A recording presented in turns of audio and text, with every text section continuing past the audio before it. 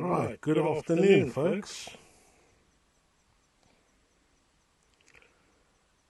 And we are live.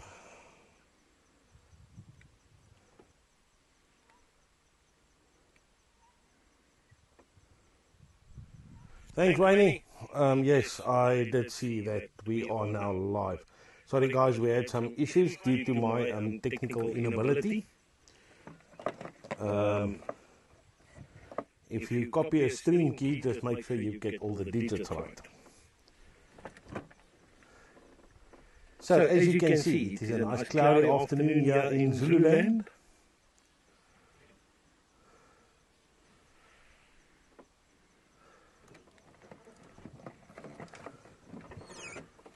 And we've got everybody watching we're watching the comments and so on. But the plan for the afternoon is a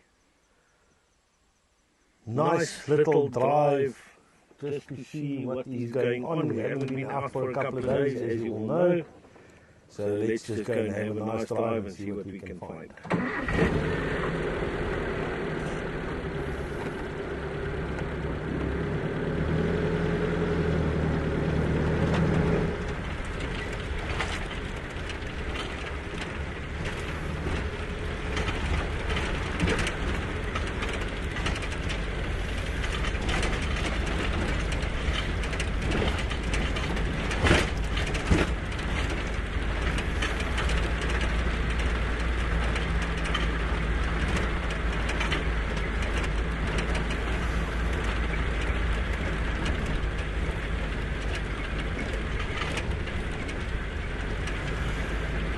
So we're now heading to the other side of the reserve that we did last time.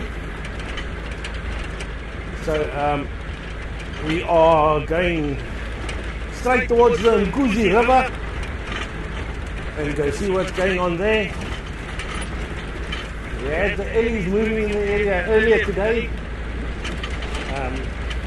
Not sure, hopefully we can catch up with them.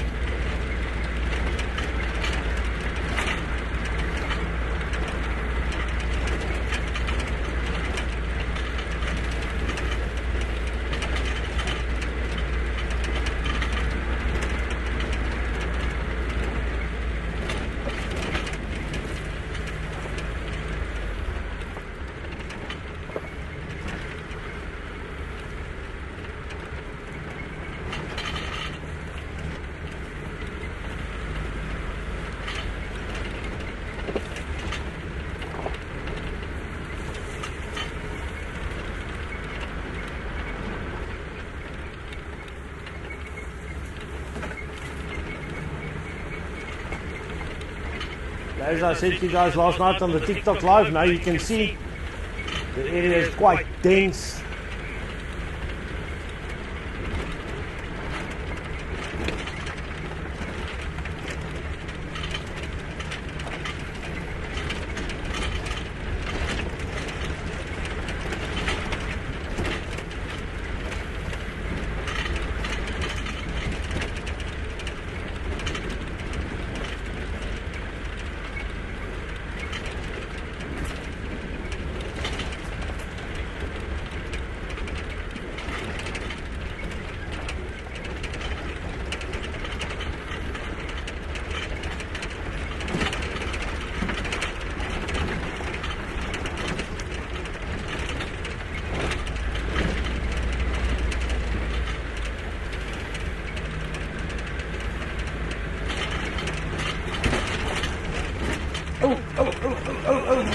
There's a little zebra there. There we go, there's another one. But we surprised those guys.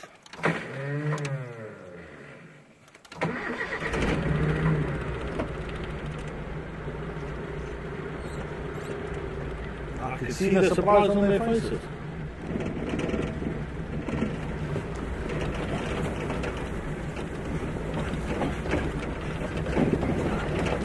That's one of the challenges in a thicket like this, or a thick area.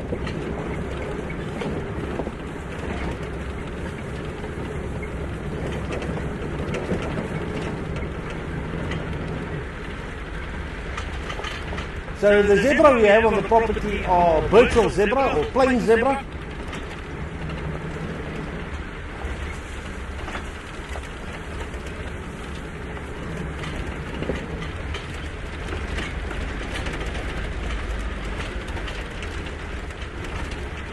I'm actually hoping to find some giraffes this afternoon.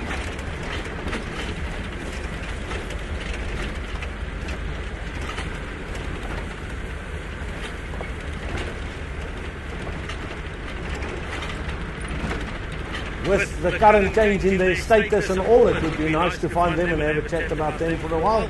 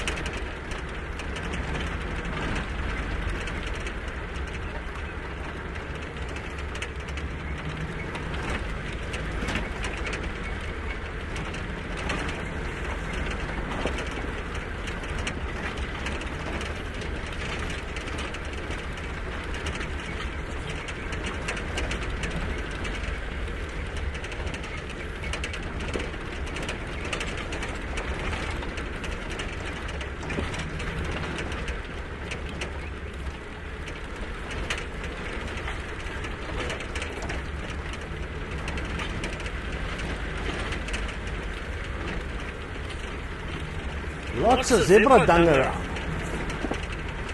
So I think they like this area.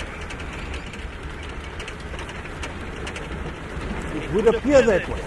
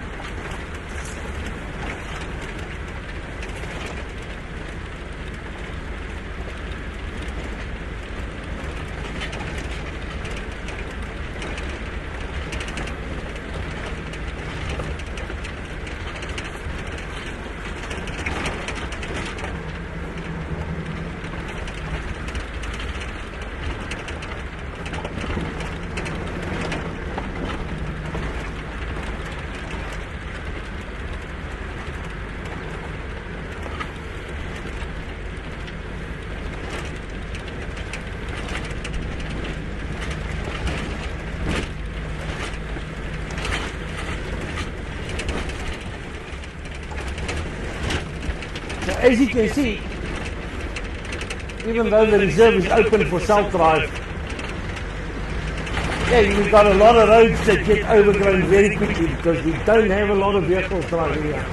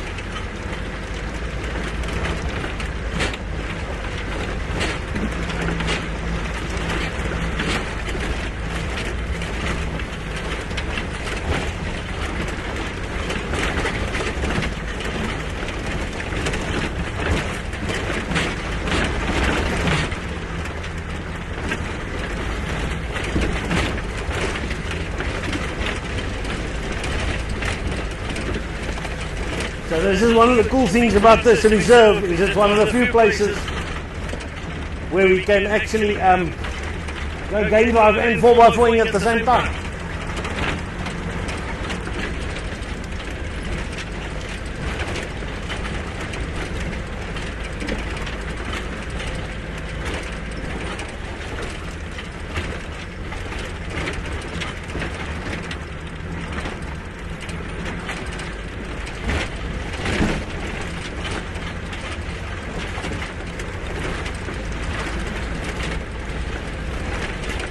Always lovely to see the aloes around here.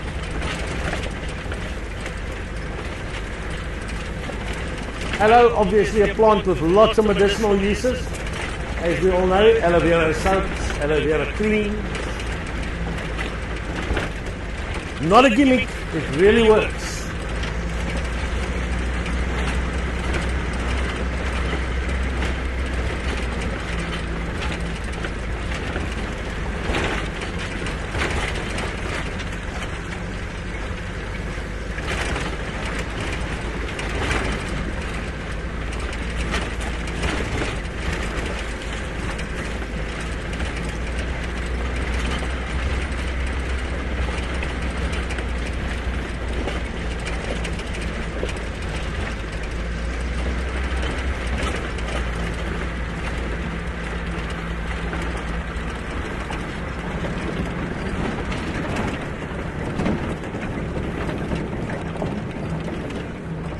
How's that view there, folks? So we're going to be dropping down into the valley here.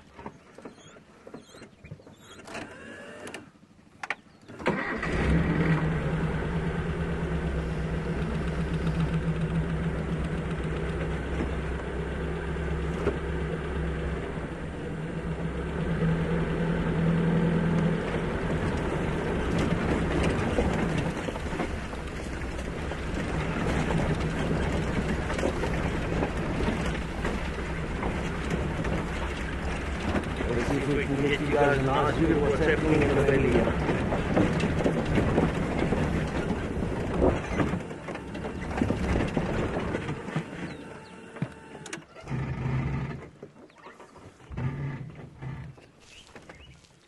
So how's that for a view, folks? Zululand at its finest.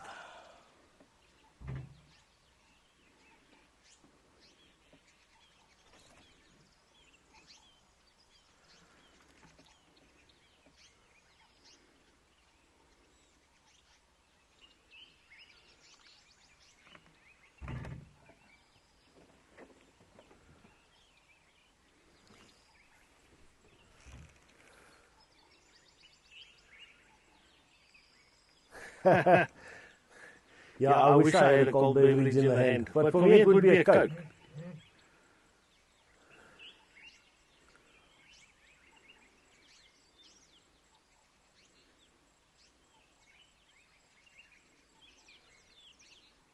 Let's just sit here for a moment and enjoy the sounds. Birds are talking lovely, we've got a nice view.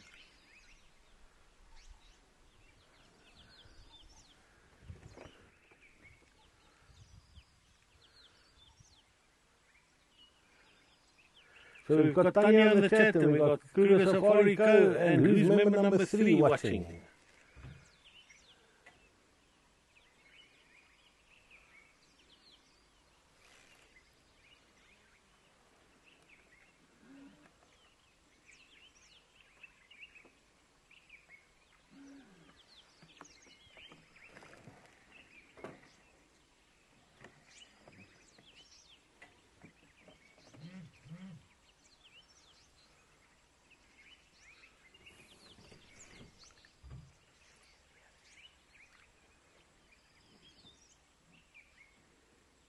Yeah, so I'm glad to see we have our audio problem solved, I hope.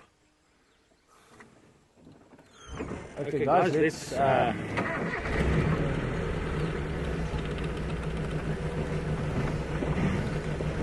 continue on here.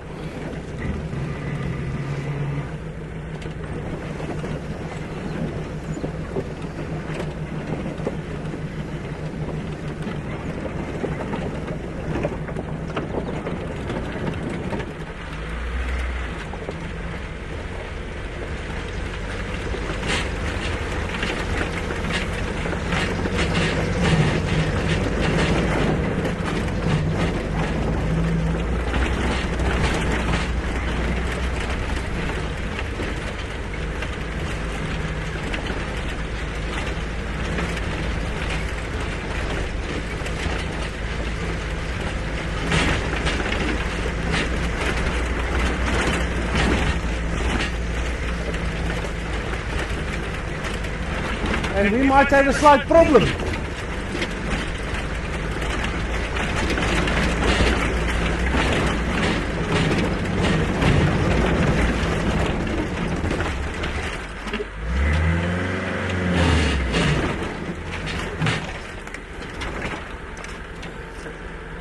So I believe we have a slight problem here, folks. Now this is the problem when you have not a lot of vehicles driving in the reserve.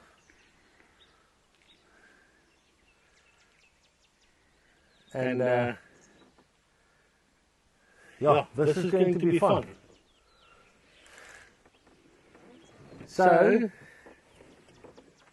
we either have to make a go around, but the rocks on this side, just to show you guys.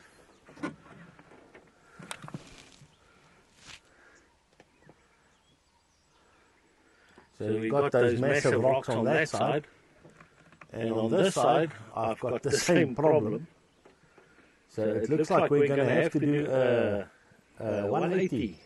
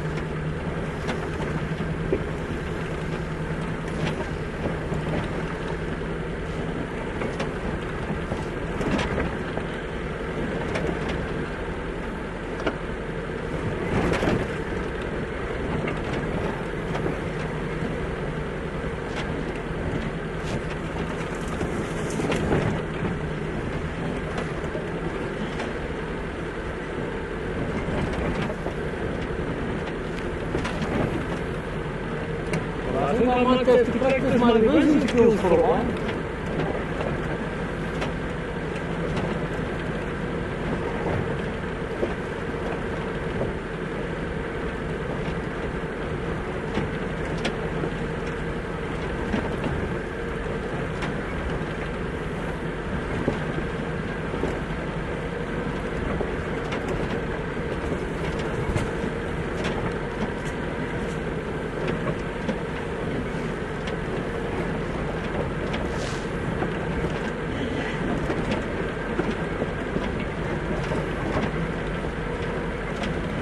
So this is quite precarious. We've got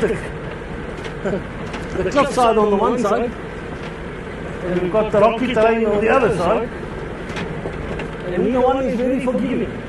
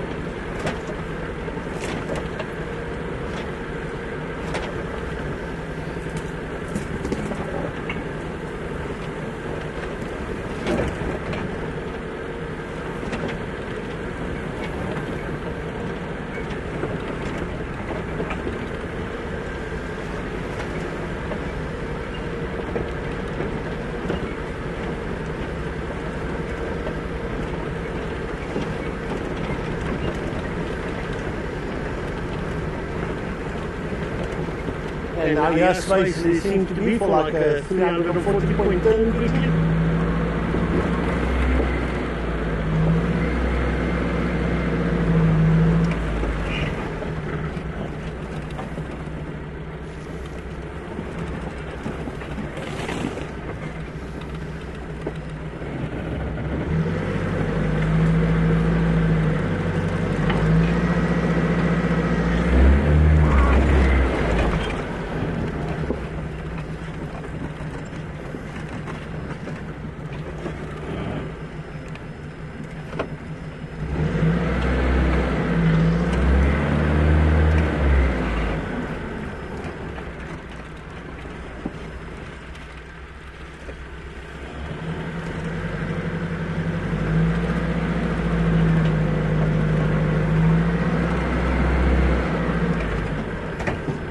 And there we go. That was an interesting afternoon. How is it? Without a sighting, I get myself into an adventure.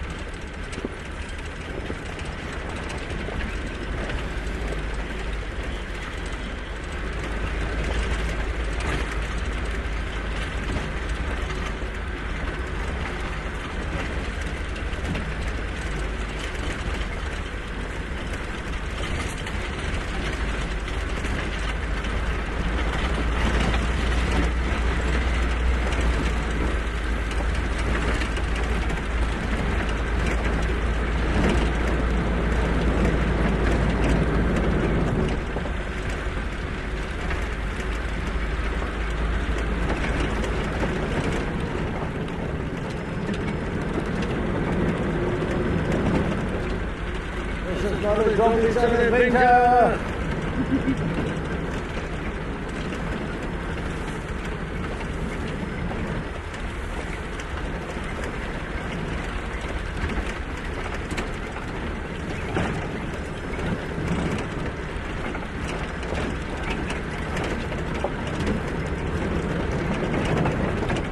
Oh, look at that view, folks! Sometimes you have to go the other direction to see the fantastic view.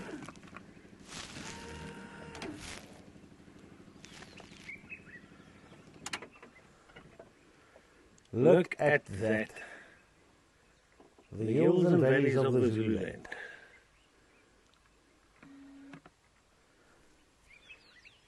And the road disappearing into nowhere.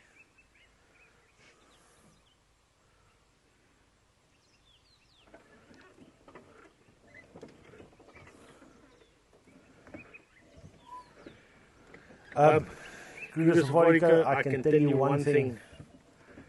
As far as beautiful sights, this place is unparalleled.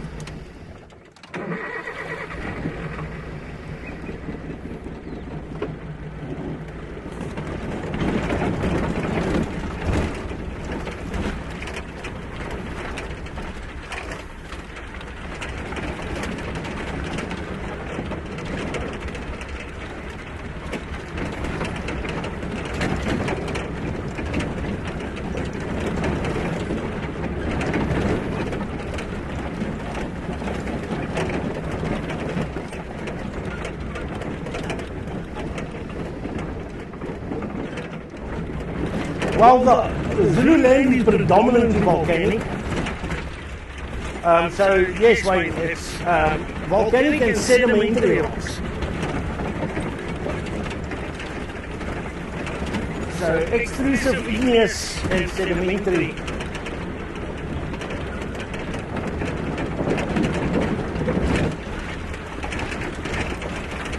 Well, it could be considered metamorphic as well.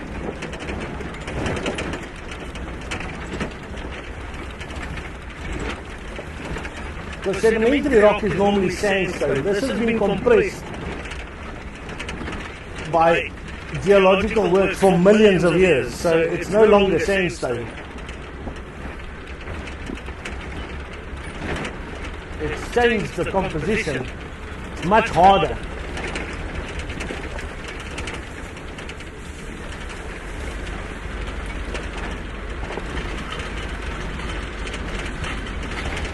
But how's that, folks? Just a short life lesson there. You know, we wanted to go in one direction, but we wouldn't have had those stunning views if we didn't have to turn around. So,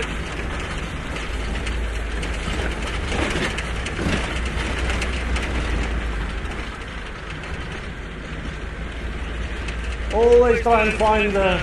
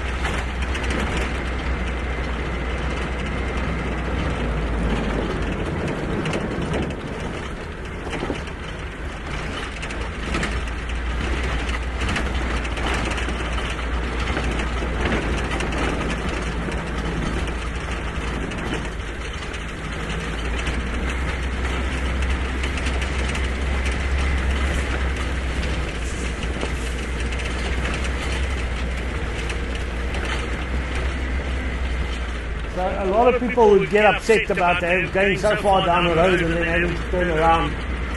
But the reality is when you're in nature and you're in an area where there's elephants, well, it's one of those things, eh?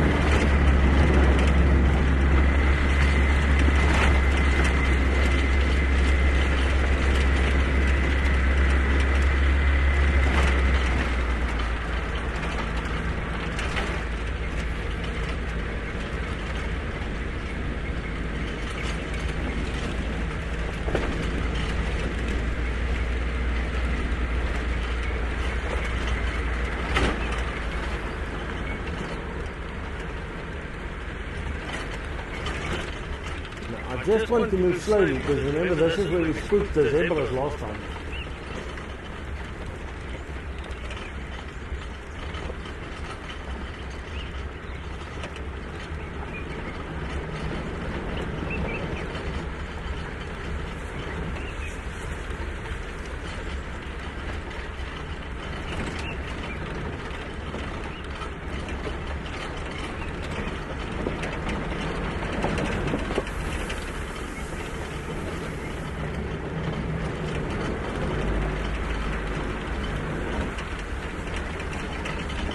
Yeah, I agree with you there.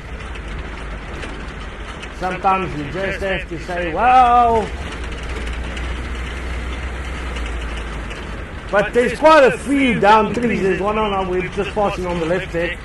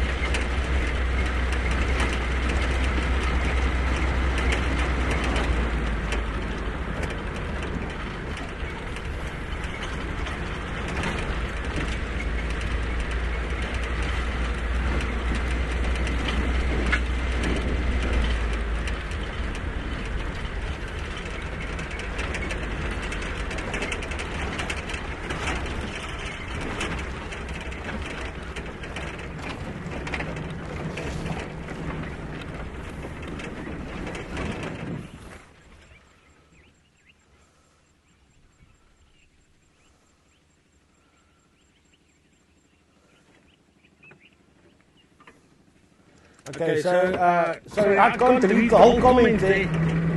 Who's watching from Pretoria? Hey, what up? A little bushel Steffi. There they come.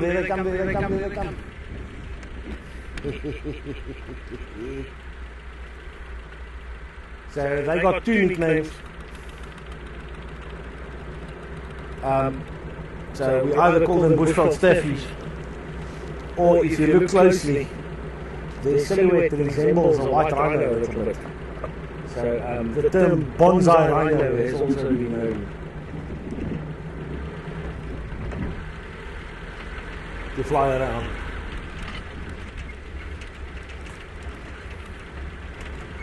Little warthogs. So those are two very young ones, and it seems to be a thing across the reserve. I've seen a lot of young ones without the older ones, and I think it's just a seasonal thing. I believe it's a seasonal thing where we are. So welcome Auntie Kruger Safari Company. But as I was saying with the warthogs, it's that time of the season where the mothers are getting ready to birth again, so the old ones, the older babies are being pushed out.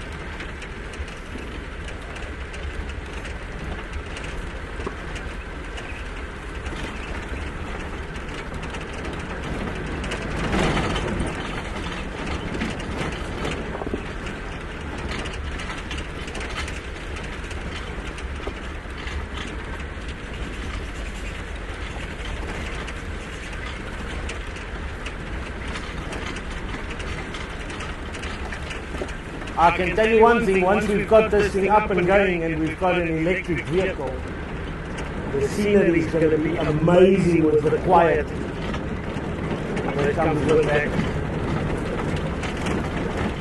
And it's just a question of time.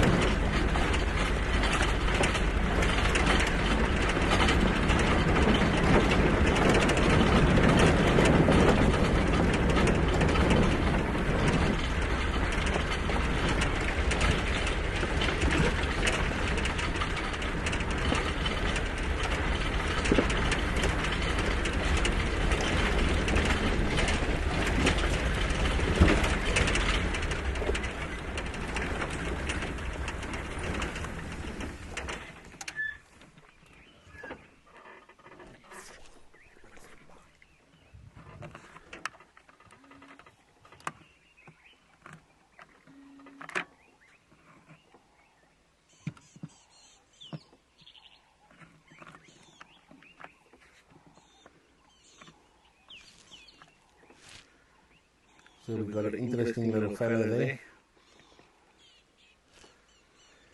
If you look at those two little green spots on the back of the wings there, that is an emerald spotted wood dove. Now we quite often hear them in the morning, they go doo-doo, doo-doo, doo-doo.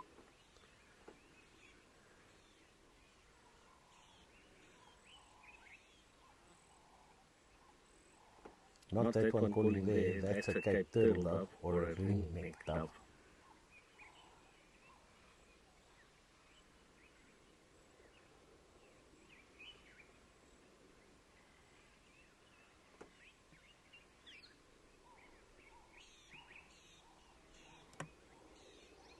And there he goes. So tiny little emerald spotted wood dove there.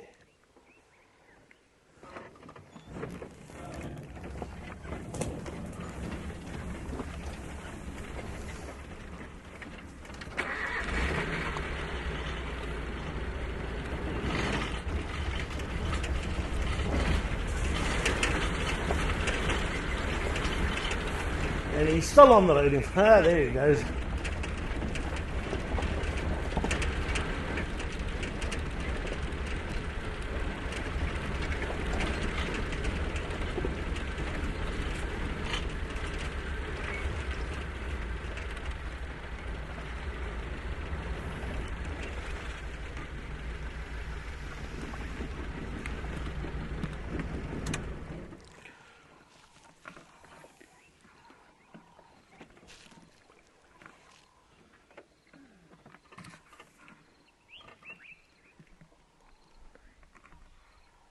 So I just spotted something cool here.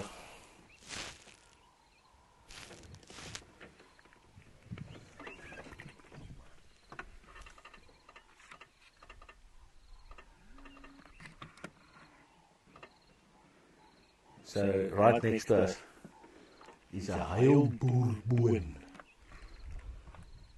Ooh, not easy to focus on something that small. But there you can see the little, it makes these little, almost like a berry something. Now, very interesting is the pips inside those berries can be used as a coffee substitute. But it is something that will make you stop drinking coffee very quickly. Because, yeah, it doesn't taste at all like coffee.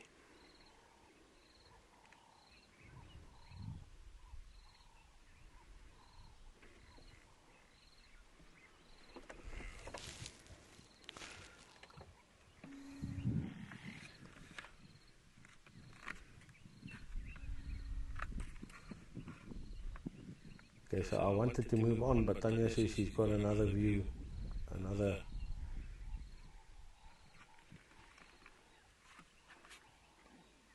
And there goes that little one. Okay. There we go. You can see those red, almost like a berry with the flowers coming out of it. Although I think those are still flowers, they haven't started closed up into berries yet. But beautiful in this light.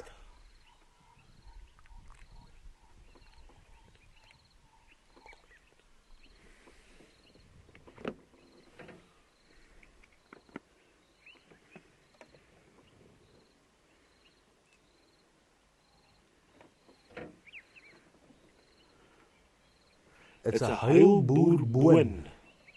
I'm not sure of the English name, Kruger. I will make homework of that, but the Afrikaans name is a heilboerboon.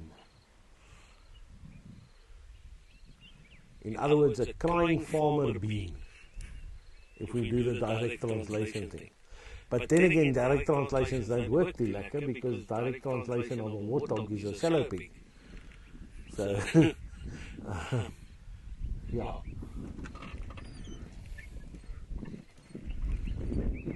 The only direct translation that actually makes sense is a giraffe, which is called a camel horse.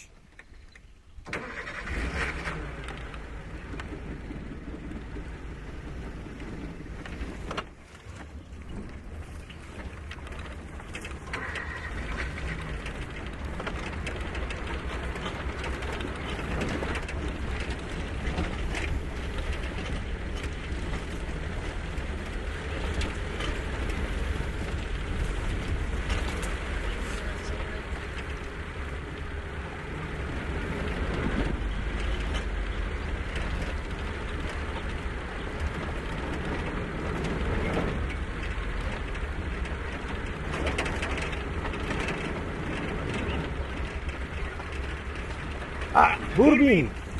I'll take the boerbean over weeping boerbean. Although the Boers might have been doing a lot of weeping when they had to drink that stuff for coffee. Kind of makes sense.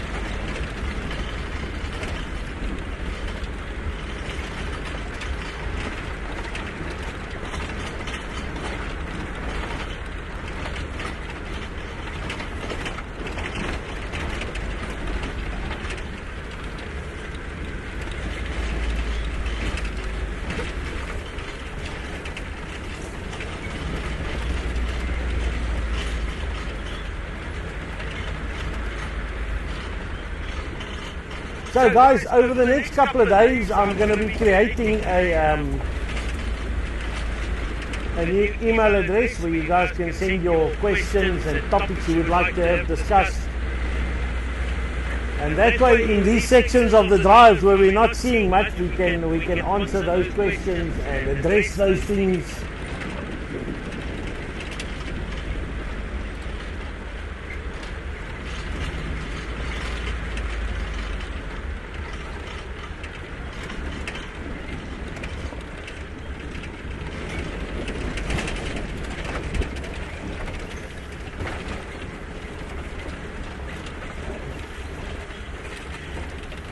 Oh, almost had a thorn in my eye there.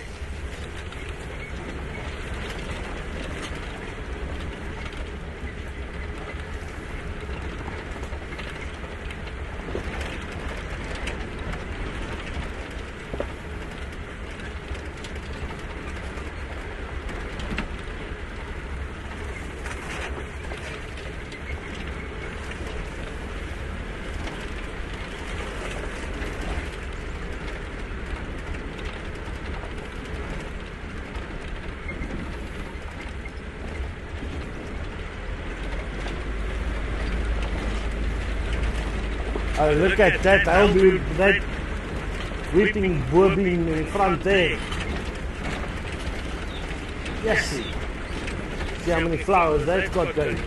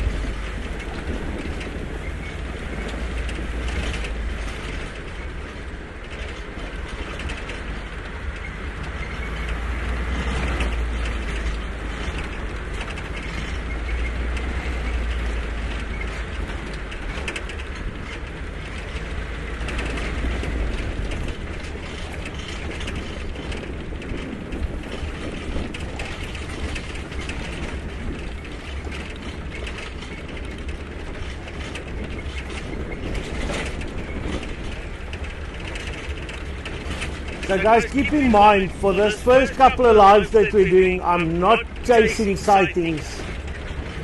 The idea is to give everybody a good idea what the reserve looks like. So we're just going in different directions of the reserve and seeing what we find there.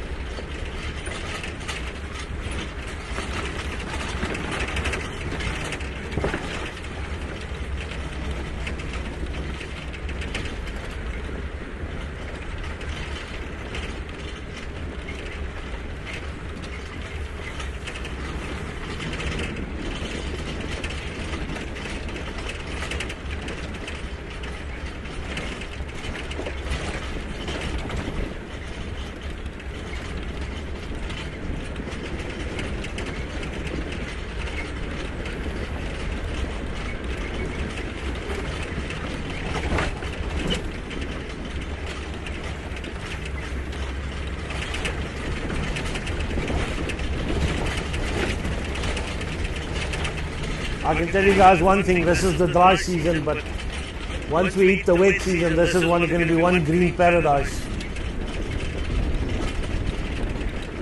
Yes, control burns went well, nothing went out of sync, and nothing got away from us. The wind played with us, so the reserve is safe from burns for the year.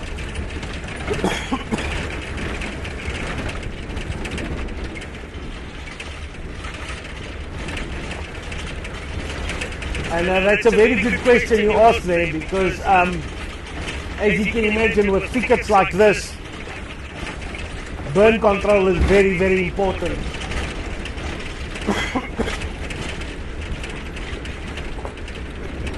Because once all these thickets start burning, especially when it's dry like this, it's not just a case of grass beaters, you've got actual trees and shrubs burning. So it becomes a very daunting one to stop.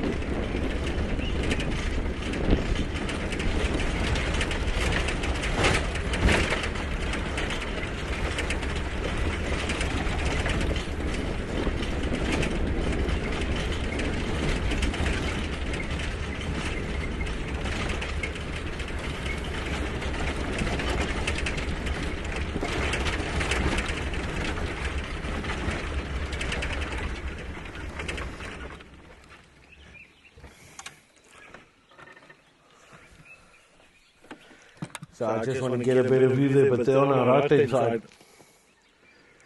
You can see, so this is part of what we're doing on this reserve.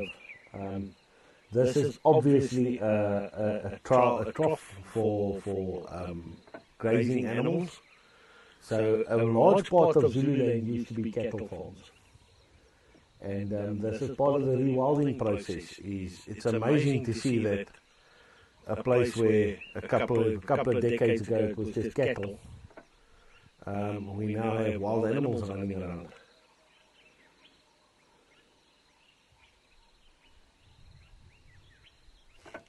But yeah, that would have been a trough in the cattle farming days.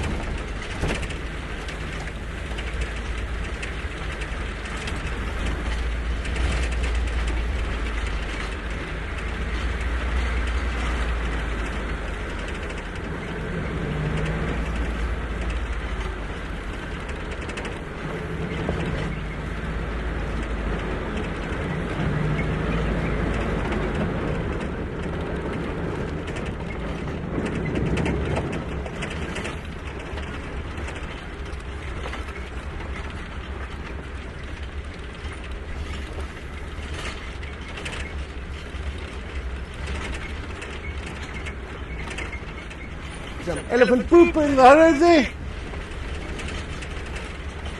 but that's quite old. At this point in time, what that's really good for is kindling to start a fire.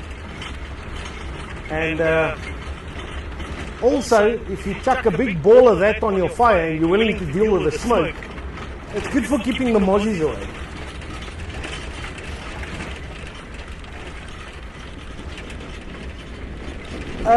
Kruger, it's difficult to answer that question because there's still a lot of studies that needs to be done. Because of the fact that Zululand is naturally a very dense habitat. Now, normally in places like on Madikwe, it's quite obvious there was overgrazing with all the sickle bush. Mabula has got the problem with the yellow thatching grass and also sickle bush. But this being a completely different ecosystem, it's generally thick, so you would have to do a study and compare it with a place like Slisluwi to see, yes, it's dense, but it's dense with what, and has the makeup of the shrubbery and trees changed.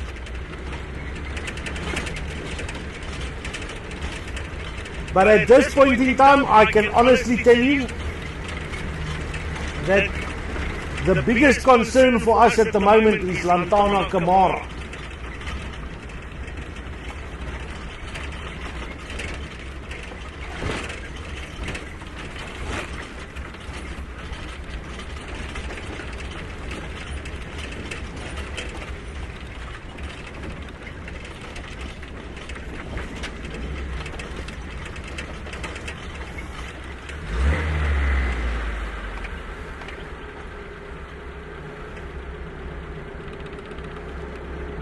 Yeah, but you know, wet alley poop is actually better for keeping alleys away, or for keeping mozzies away. But man, that stuff hones. It's sometimes you have to, it's a toss-up. Are you going to suffer because of the mozzies, or are you going to suffer because of the smell?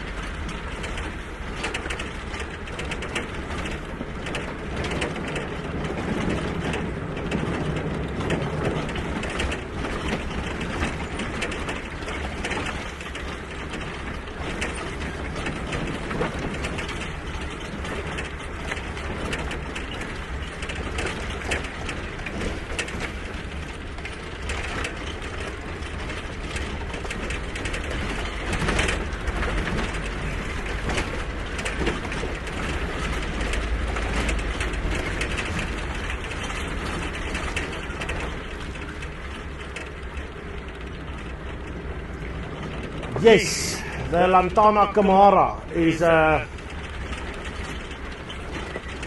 massive problem.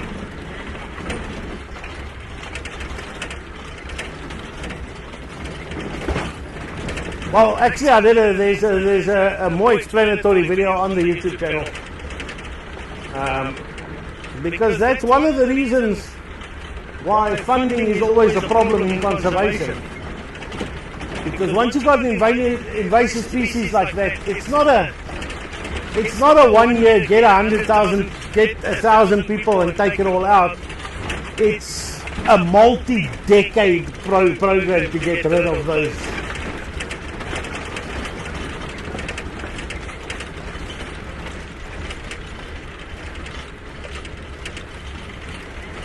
And then if we are honest with ourselves, you're probably never going to get rid of it. You might just bring it under control.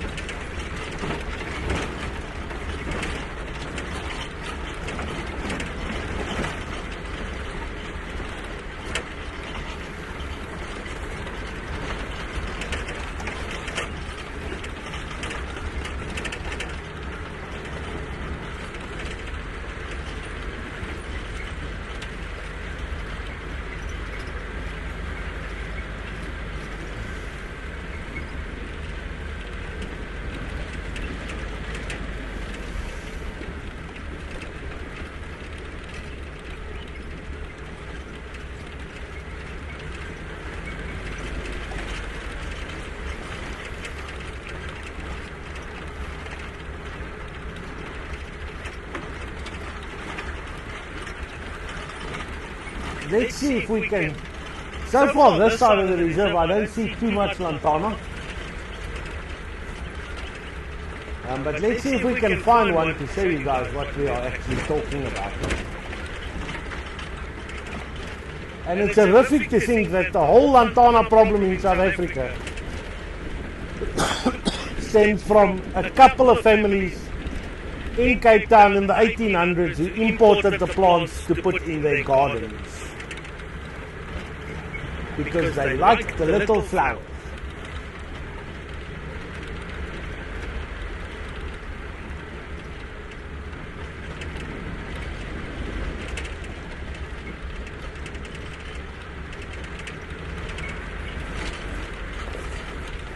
Oh, I just went to the garden orb spider web.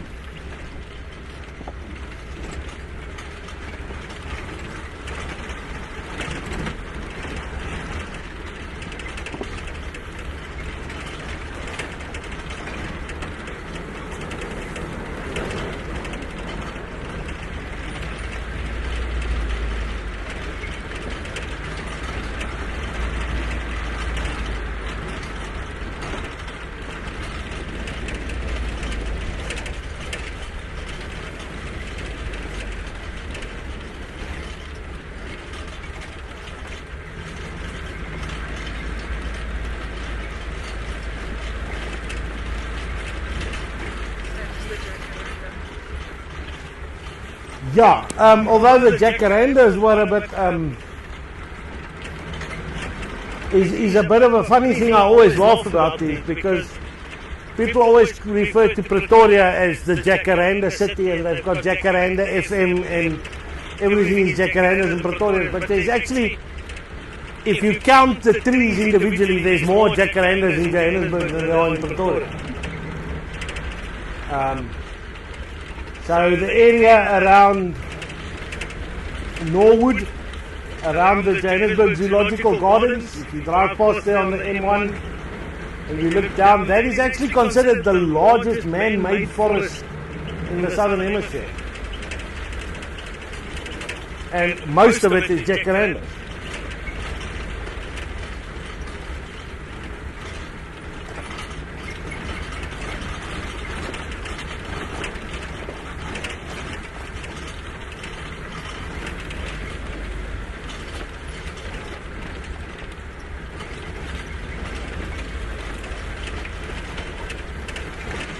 Okay, so this might get entertaining for the camera, guys. Ooh.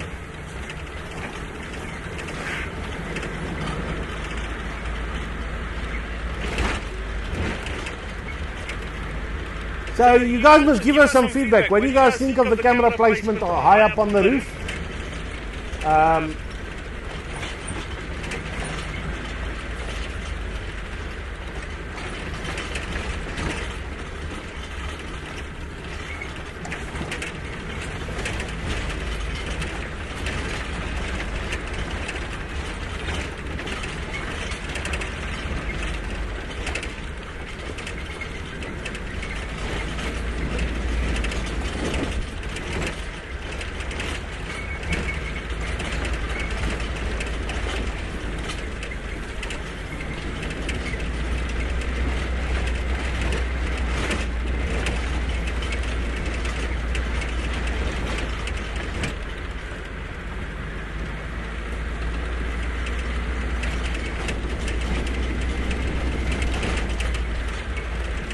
So guys, sorry if there's a bit of a delay in us replying to your comments. While bouncing up and down here, it's not easy.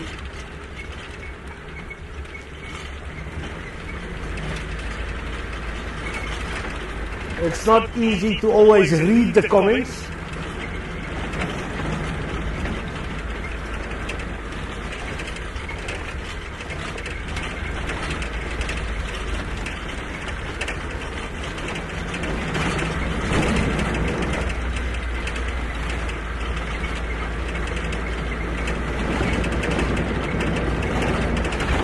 I think one of these days we're going to have to start miking Tanya up as well so she can read the comments for us. that might make things a bit... Ooh, buffalo down there, buffalo down there.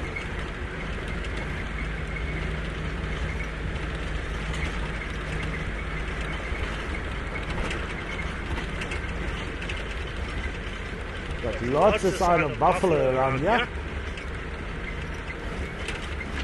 Ooh, that might be entertaining.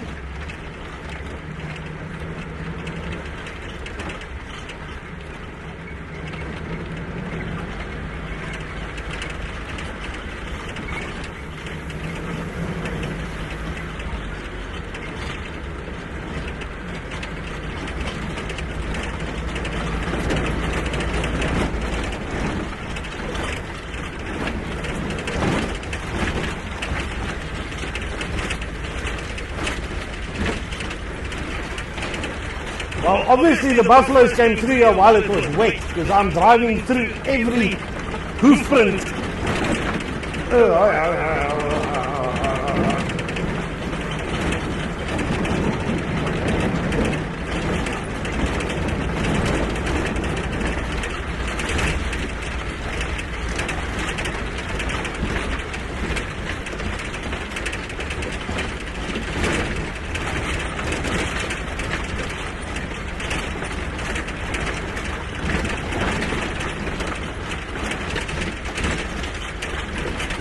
Oh, lovely. Oh, lovely. I feel like I'm in a milkshake maker. Ooh.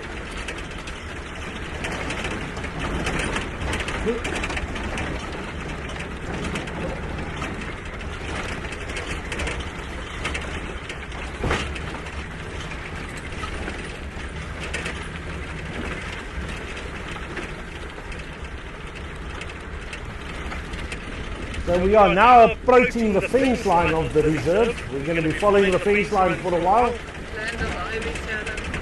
How's it, Ivy? How you doing, bud?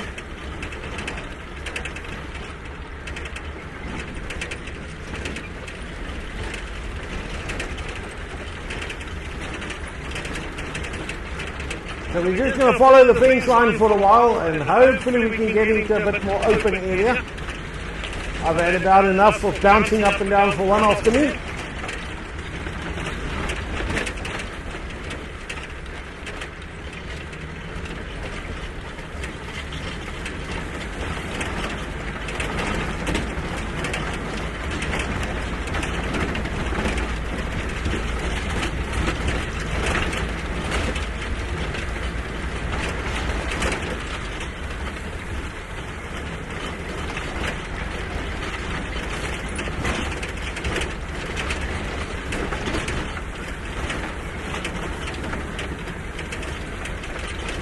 So that's actually something very interesting.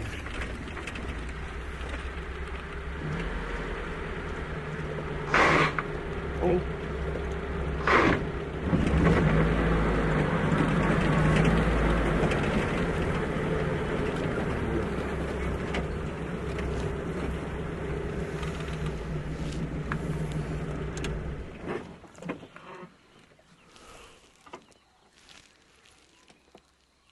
There we go.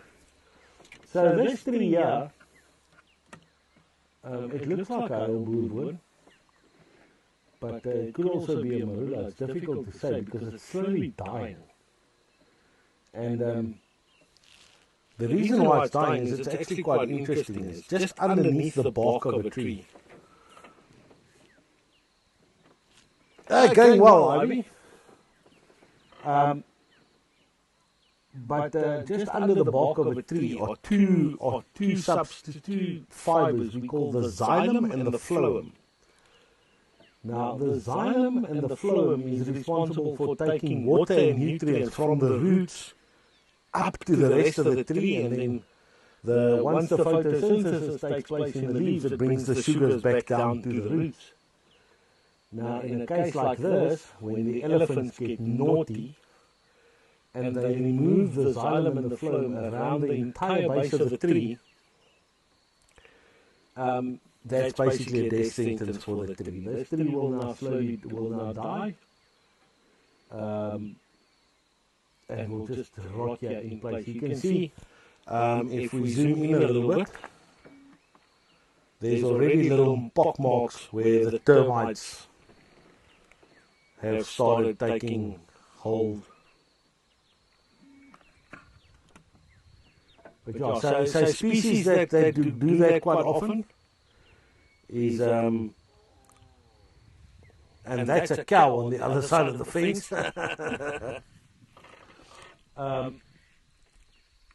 So you can also see the marks there as the boring beetles and insects have been going in there. You get birds that come and sit there, predominantly stuff like the hoop with that long beak will come and dig them out of those holes.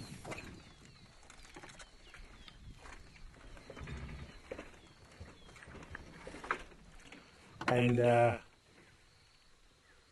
they sit there and they defecate, and that's those white lines that you see on the tree there.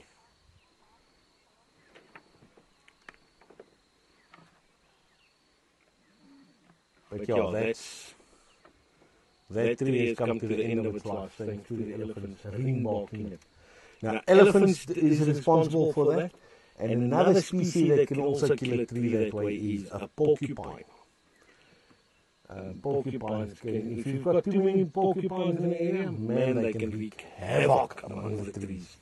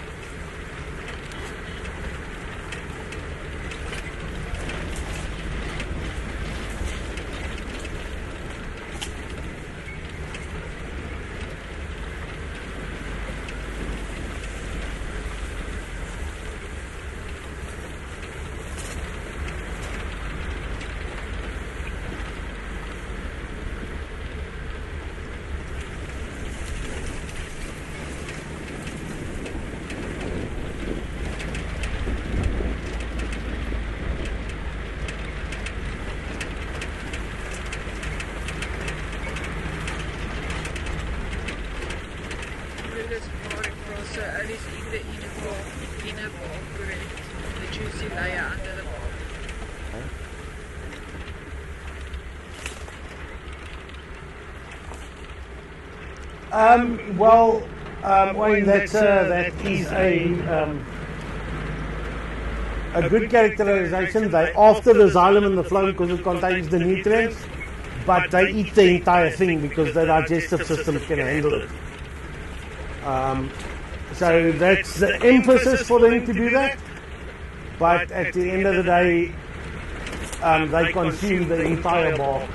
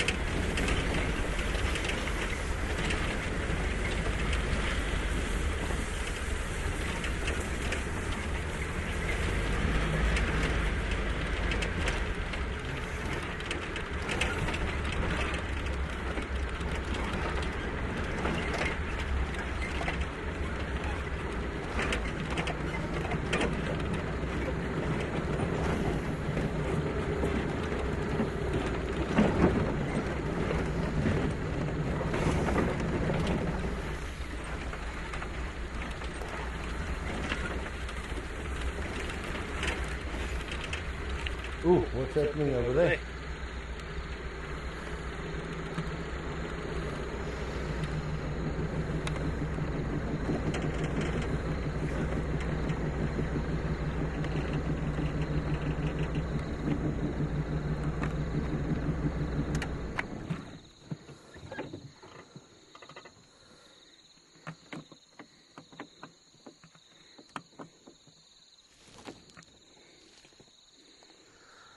So there's some sort of den over there.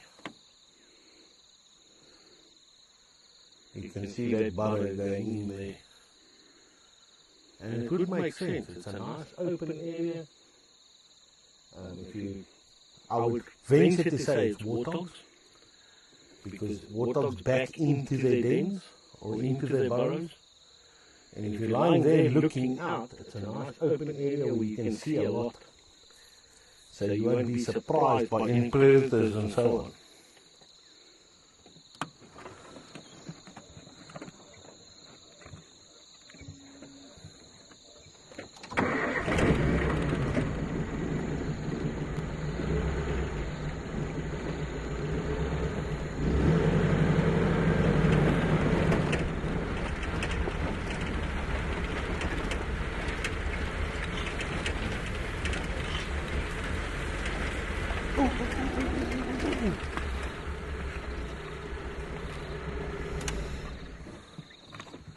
There we go.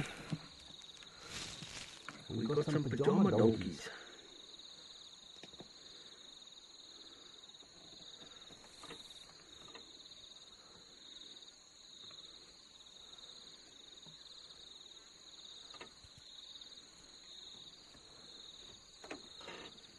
So these zebras, we can reliably say they are in fairly good health. And the way we can say that is if you look at the mane, it's standing upright. Now generally,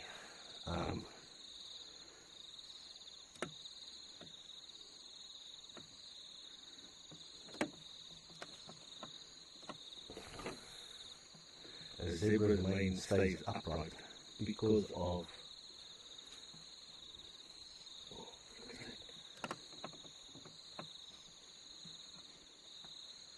beautiful, but the mane generally stays upright because of a very thick layer of fat under the skin. And obviously when they're in bad condition and they lose weight, then that disappears. But I'm just going to push back and see if we can catch them in the open.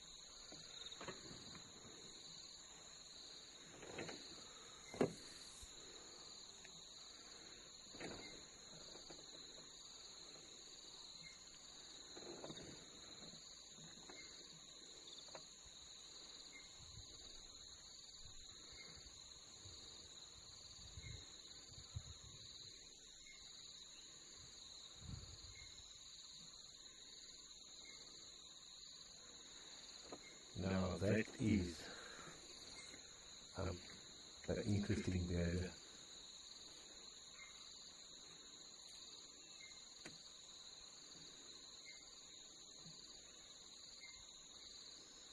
When they stand head to tail like that next to each other. Remember, they don't have hands to swat the flies out of their face.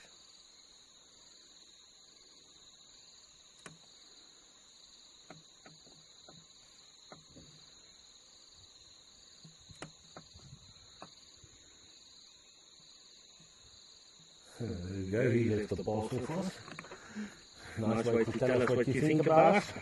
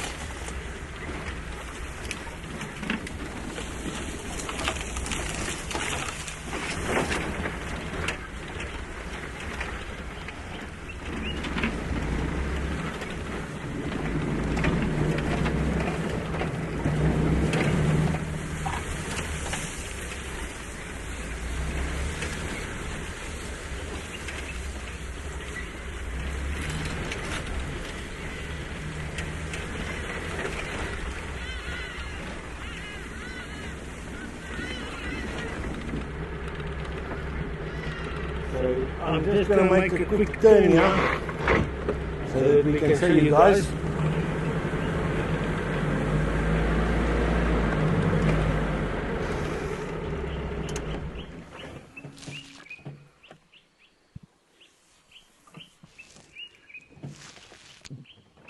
And that is the Mkuzi River on the border of the park. So our fence line stops just in front of the river.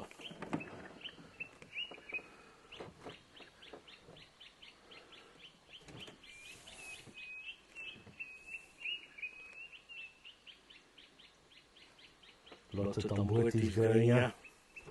If you know, you know. Tamboti, very bad thing.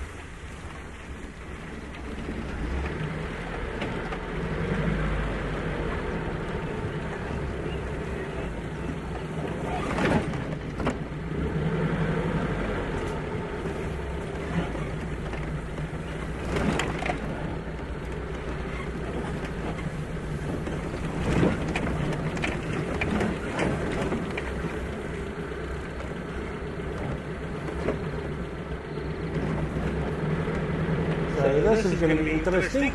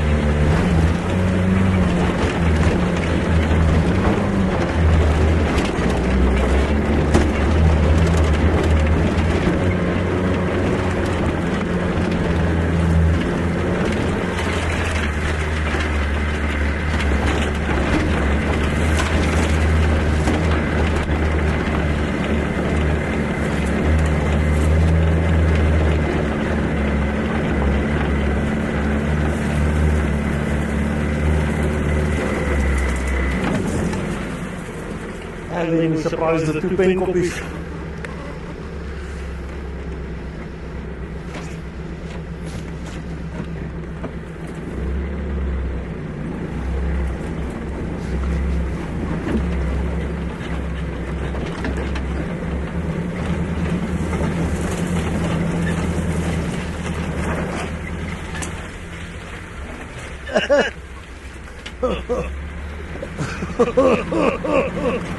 Okay guys, sorry for those noises, but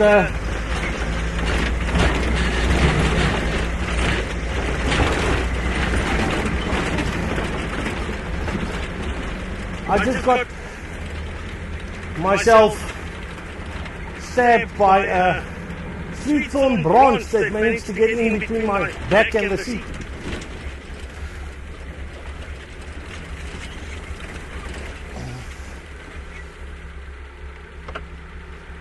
Thank you very much, sir.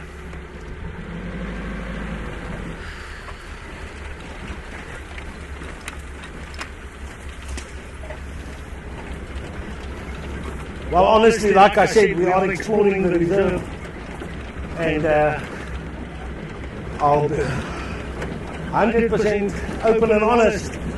I have never driven that road before, so it was kind of a surprise, and I didn't feel like turning around again. So it was a case of either we go or we don't go.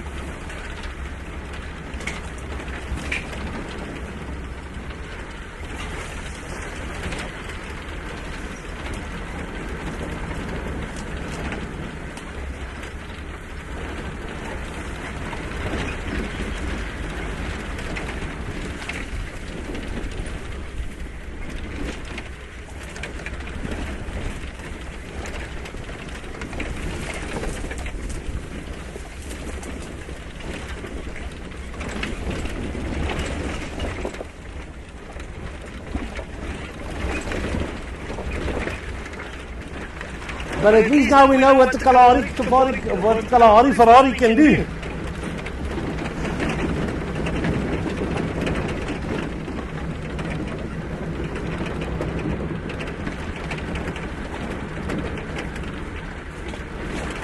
Now you know next time you got it.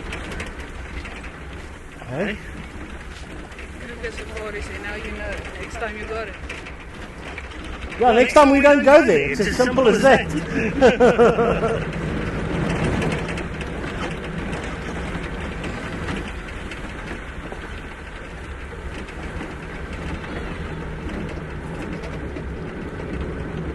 Oh, look at that.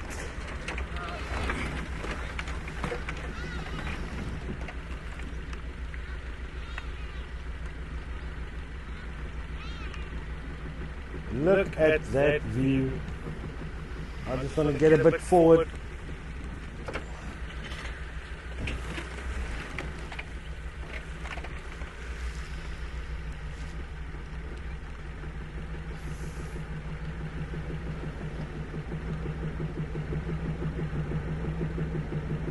Okay, so now we're going to the old adage of what goes up must come down. We've just gone up the mountain on the one side, we have to go down on the other side.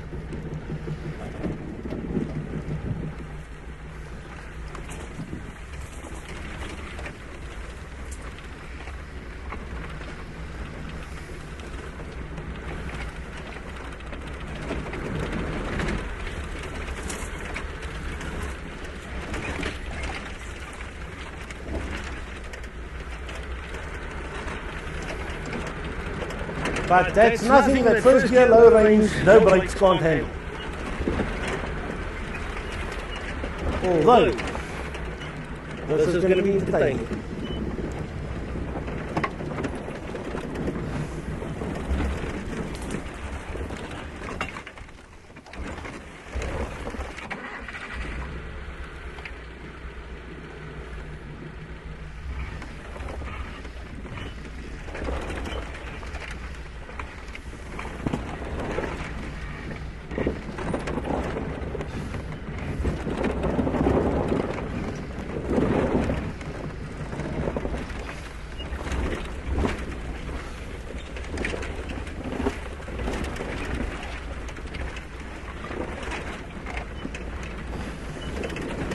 Oh, how fun was that?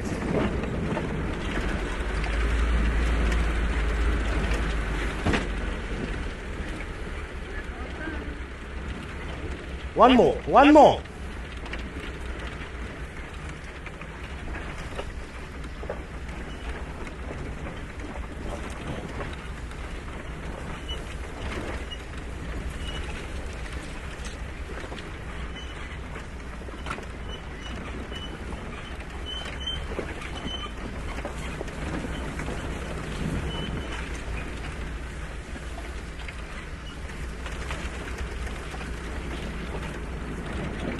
Oh.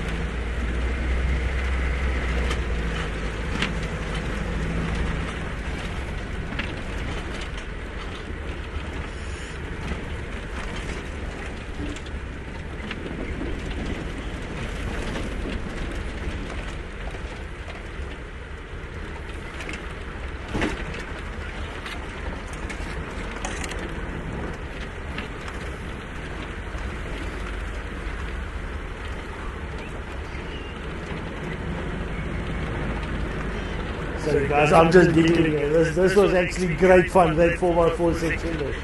I might just post that as a separate video on YouTube.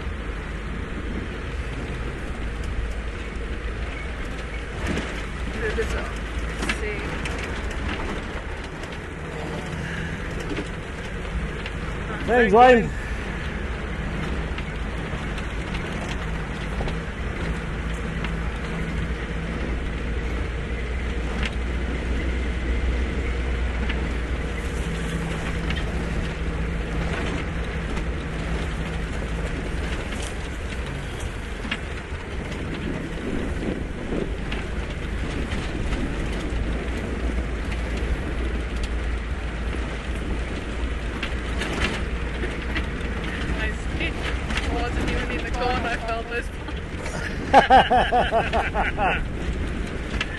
Now you gotta know what I feel like. And then the bumps end and I lean back and I lean into that thorn branch. Great fun. Welcome to Africa, folks. This is not a job, this is an adventure.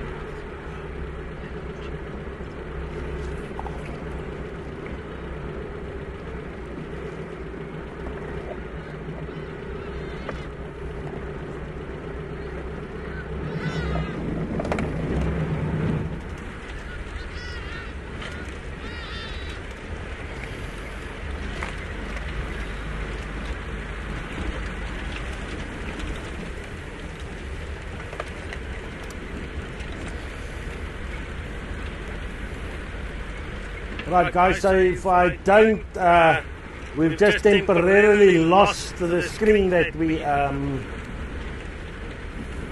read the comments on, so if I don't respond to your comments immediately, we've just got a cable that came undone with our bouncing up and down episode.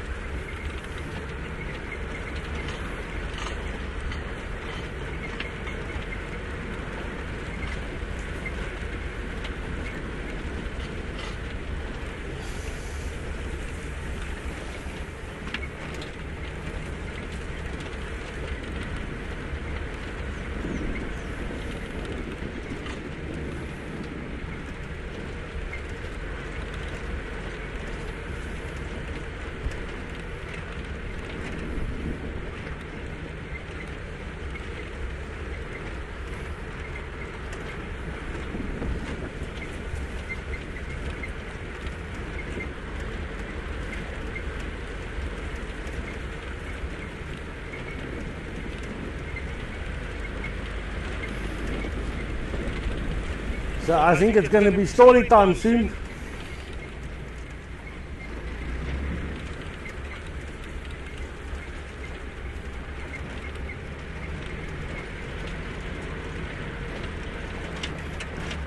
Because we're heading to the famous mud wallow.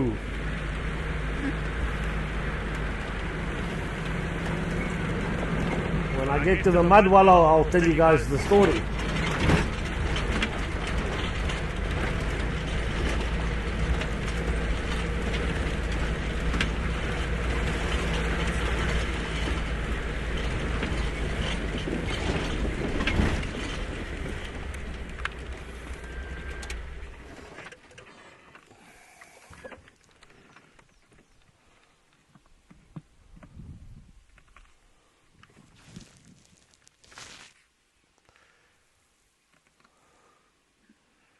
A nice Nyala bull walking over there.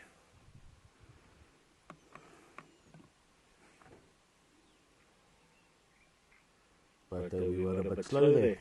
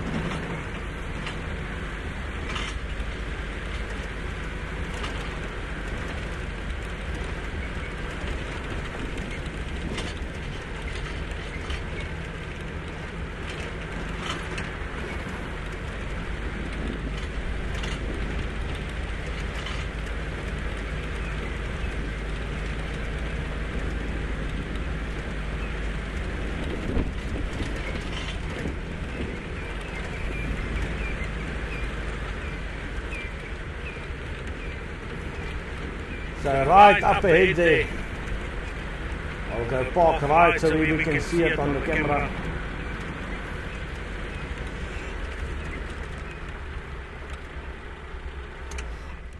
So this is the famous mud wallow, where it was about the same time of the evening as well, and we were on the reserve for like 2 days, and I decided to go for a short drive. Keep in mind we still had the Blue Badger, notoriously unreliable. And right at this mud wallow, the engine cut out and we were stuck. And I could not get it going, no matter what I tried. Only to find out a day later, after having to raise alarm on the farm and having to be towed in, and all of that, we realized that it was one loose wire.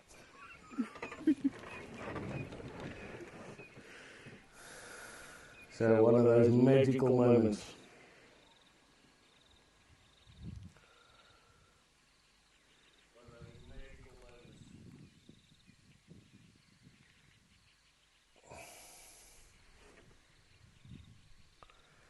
How's it, Simba? How's it, Chase? Okay, guys, so we are back. We can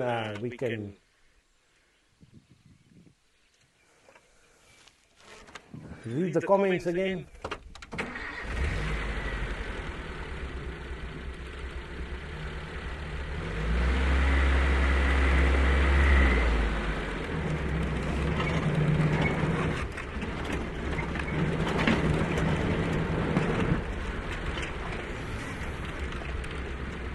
So as you can see, this reserve has got a little bit of everything, because if we just pan this camera that way and go over there, you can see now this looks more like bushveld.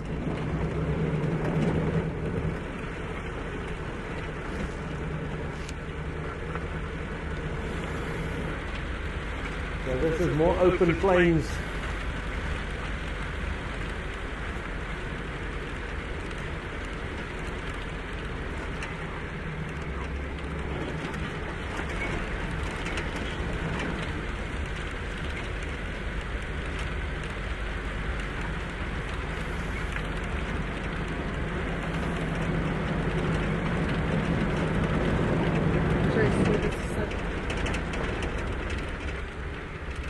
Jace, glad you enjoyed, bud.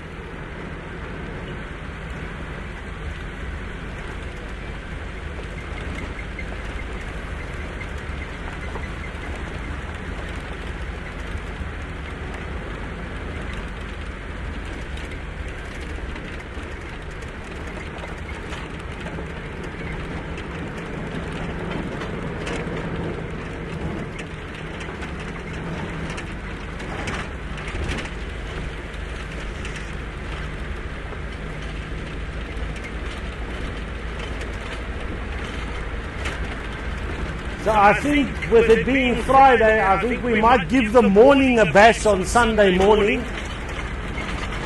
Try and do a Sunday morning safari on Sunday morning.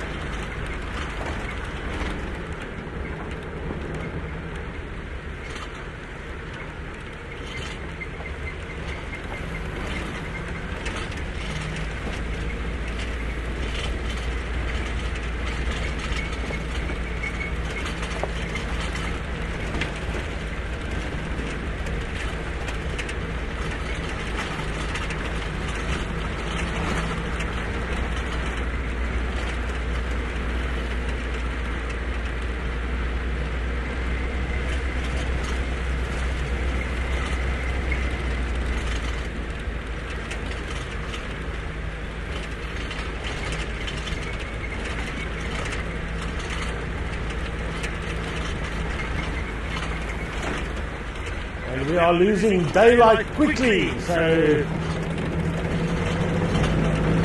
we're going to be staying with you guys until we are up this hill, and then we'll sort of off. Sunday morning, I say let's start at around about 6 o'clock.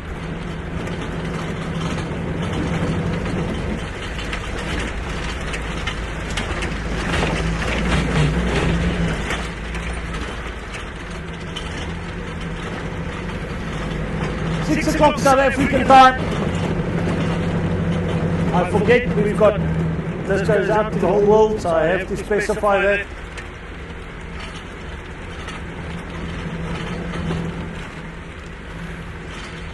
So there we go, guys. The prize for this afternoon was zebras, and so far zebras and one quick flinting deep glimpse of a yard.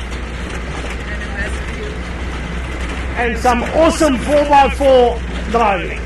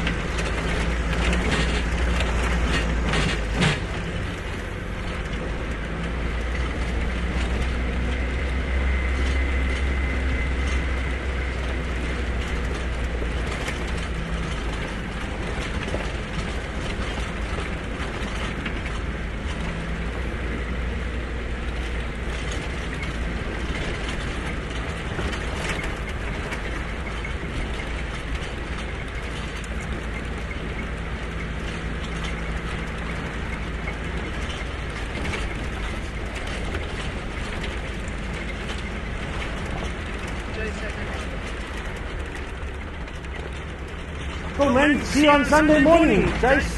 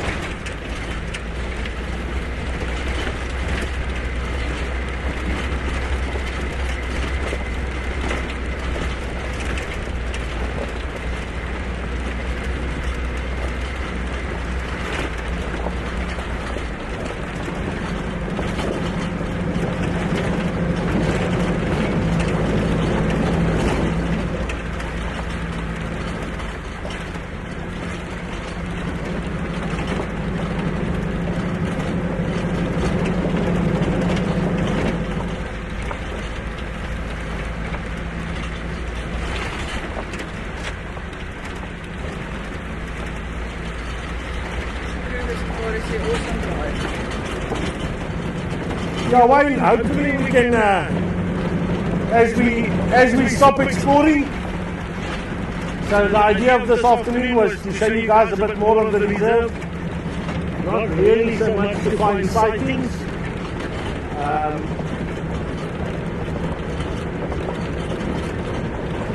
But yeah, I hope you guys are getting a feel for the reserve and why we say it is such an awesome place.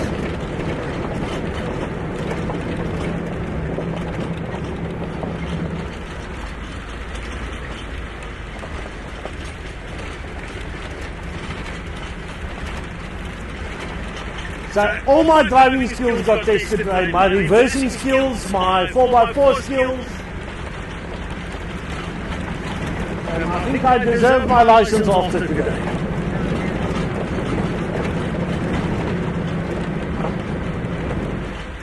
Right folks, and with all that being said, darkness is upon us.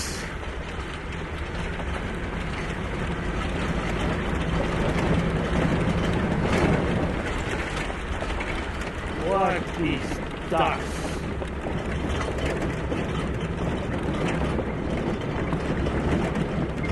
Oh, it's a branch.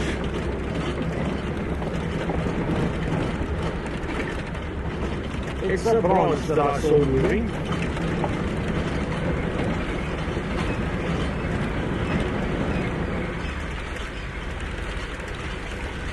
The guinea fowls are saying good night.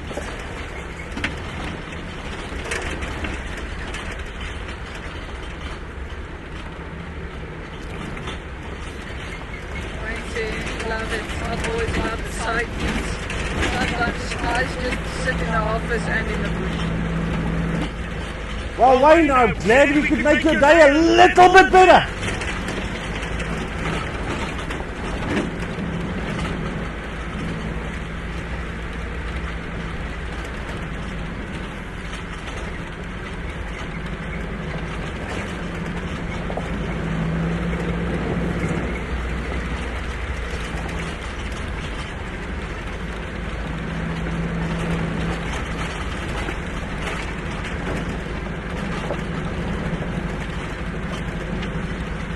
So guys, stay tuned. We're going to be dropping the video shortly about the overnight anti-poaching patrols open to the public.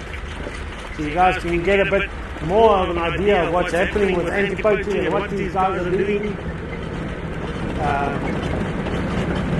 So it promises to be an experience of a lifetime. And not everybody gets the chance to be on foot in a Big 5 reserve after dark.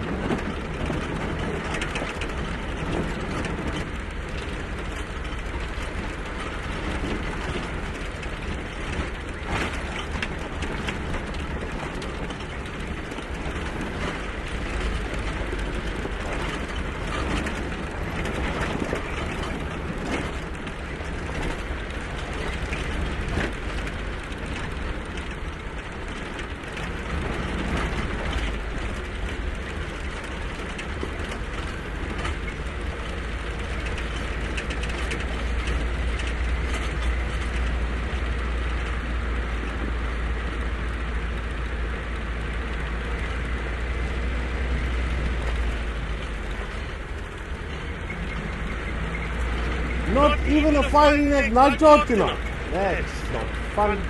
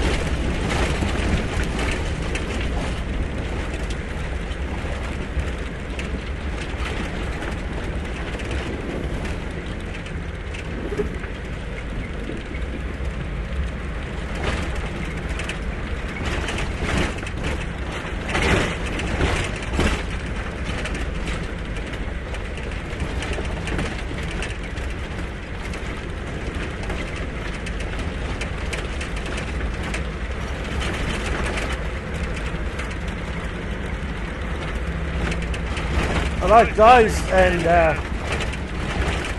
with that I think it's time for us to sign off.